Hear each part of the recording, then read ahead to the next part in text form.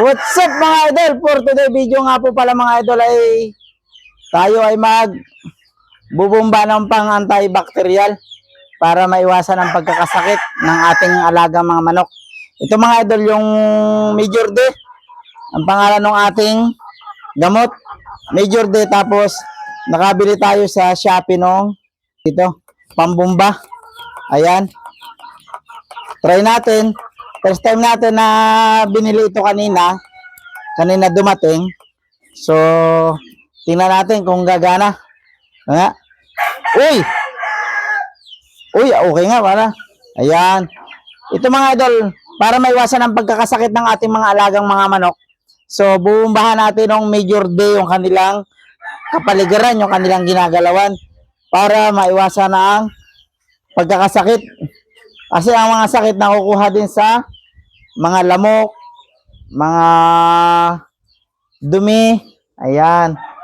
Doon nakukuha ang sakit ng ating mga alagang manok. Ayan. Bubumbahin natin yung mga ginagalawa ng ating mga alaga. Okay nga. Gumagana yung ating nabili sa Shopee. Ayan o. O yun. Ito nga po yung Major D, pang antibacterial. Yan, mga sulok, dito naninira yung mga lamok. So, kailangan wala tayong mga lamok sa kapaligiran. Saka, para sa safety na rin natin mga idol. Kasi uso ang dengue. So, napapalayas din itong Major D, ang lamok yan Liliparan na sila mga idol Yan Yan.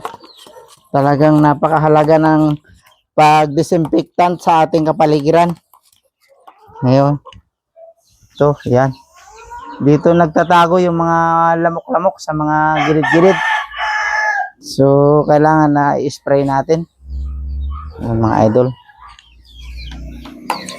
Dito sa ilalim. Yan. Ito. Yan. Yan.